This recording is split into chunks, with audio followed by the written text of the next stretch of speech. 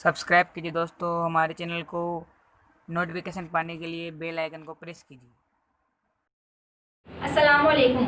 आज हम पढ़ेंगे कक्षा 8 की दरसी किताब जान पहचान से सबक तीसरा, जिसका नाम है लोकगीत। तो हम सबसे पहले जानते हैं कि लोकगीत होते क्या हैं। तो लोकगीत उन गीतों को कहते हैं जो आम लोगों में बहुत फेमस होते हैं, बहुत प्रसिद्ध होते हैं, जिन्हें आम लोग ही ज़्यादातर गाते हैं। लोकगीत हमारे समाजी और तहजीबी ज़िंदगी का एक हिस्सा होता है, इसलिए हमें अपने लोकगीतों को महफूज रखना चाहिए। अब हमें इस सबक को शुरू करते हैं। लोकगीत उन गीतों को कहते हैं जो आवाम में बहुत मकबूल होते हैं। आवाम का मतलब होता है आम लोग, और मकबूल का मतलब होता है प्रसिद्ध, जिसे अपन फेमस भी बोल सकते हैं। यानी कि लोकगीत उन गीतों को कहते हैं जो आम लोगों में बहुत ही प्रसिद्ध होते हैं, बहुत ही फेमस होते हैं, और जिन्हें अक्सर आवाम ही गाते हैं। ये गीत छपी हुई किताबों में कम मिलते हैं। बहुत से लोकगीत ऐसे भी होते हैं जिनके बारे में हम ये भी नहीं जानते कि इनके खालिक कौन है। खालिक का मतलब होता है पैदा करने वाला, पर यहाँ पर मुराद बनाने वाले से है। मतलब बहुत से गीत तो ऐसे हैं जिनके बारे में हमें ये भी नहीं पता है कि इनको बनाने वाला कौन है, इनके रचयिता कौन है। लोकगीत ज़्यादातर लोगों की ज़बान पर होते हैं और एक नस्ल से दूसरी नस्ल तक पहुंचते हैं। नस्ल का मतलब होता है एक पीढ़ी से दूसरी पीढ़ी तक पहुंचते हैं।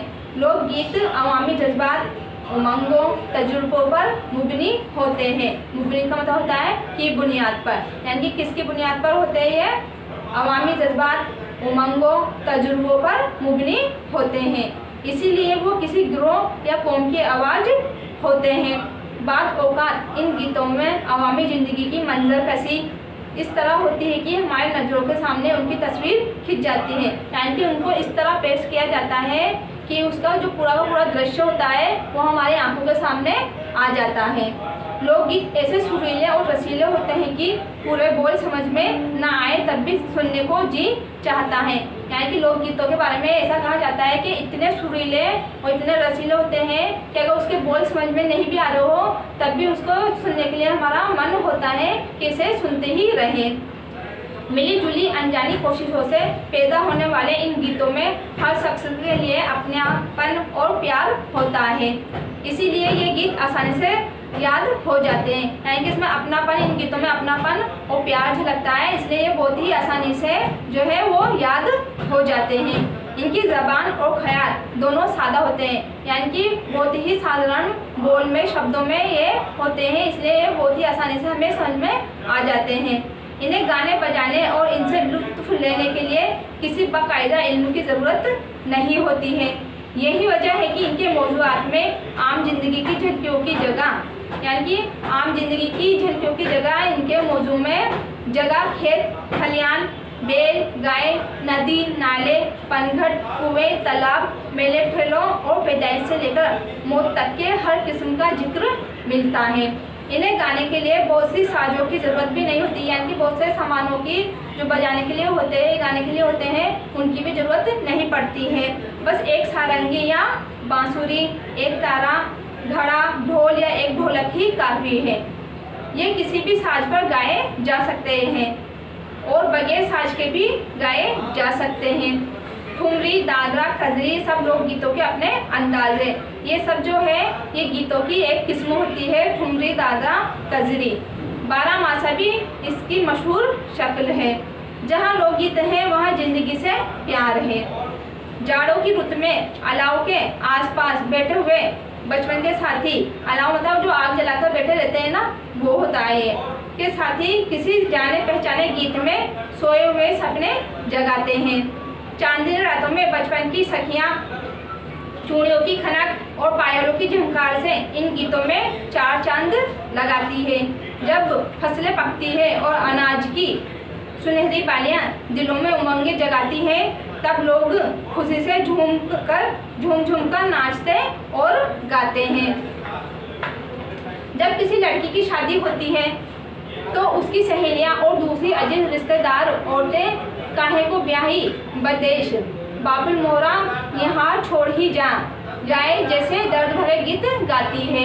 ये भी जो होते हैं ये लोकगीत ही होते हैं जो शादियों में गाए जाते हैं। इसी तरह जब सावन आता है और किसी नौबिहाता लड़की को ससुराल में अपने माँ बाप, भाई और हमजोलियों की याद सताती है, यानी कि अपनी सहेलियों की याद सताती है, तो बड़े दर्द भरे अंदाज से गुनगुनाती है, अम्मा मेरे बाऊ को भेजो कि सावन आया।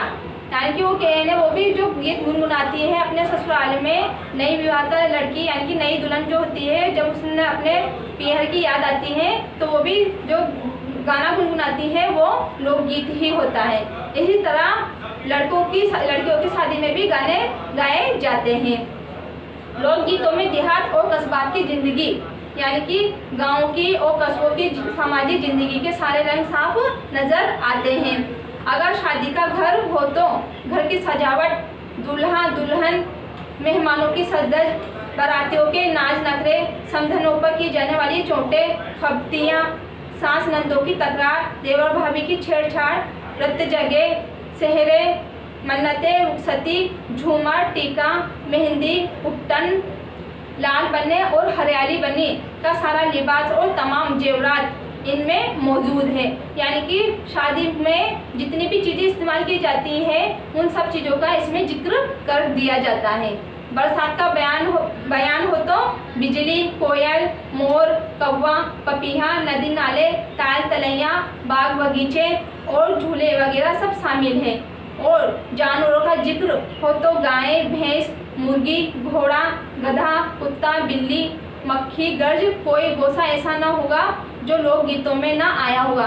यानी कि हर चीज़ को लोकगीत में लेकर आया जा सकता है। लोकगीत यूँ तो हर जबान पर होते हैं, लेकिन शुमाली हिंदुस्तान की ब्रजभाषा, अवधी और भोजपुरी में जो गीत गाए जाते हैं अवाम में उनकी मकबूलियत बहुत है, यानी कि वो बहुत ही फेमस होते हैं, इनकी प्रसिद्धि बहुत ही होती है। इनमें ज़बान न जानने वालों के लिए भी गैर मामूली कोशिश होती है। कश्मीरी, हरियाणी, पंजाबी, बंगाली, मालवी और राजस्थानी लोकगीतों का बड़ा प्यारा अंदाज है। खास तौर पर राजस्थानी लोकगीत तो अपने रक्स और मौसीकी की वजह से ज़्यादा मकबूल है। कौन सा भाई वो कौन होगा जिसने राजस्थान के मशहूर लोकगीत पल्लू लटके गोरी को पल्लू लटके ना सुना होगा। ये बहुत फेमस गीत है अपने राजस्थान का, जो लोकगीतों में शुमार किया जाता है। टेलीविज़न और फिल्मों ने भी लोकगीतों को बड़ा रिवाज दिया है। इन लोकगीतों में हमारी तहजीब रची और बसी है। तो ये हमारा जो लेसन है वो आज ये समाप्त हो चुका है। इसके क्वेश्चन आंसर आपको करने हैं और मुझे सेंड करना है।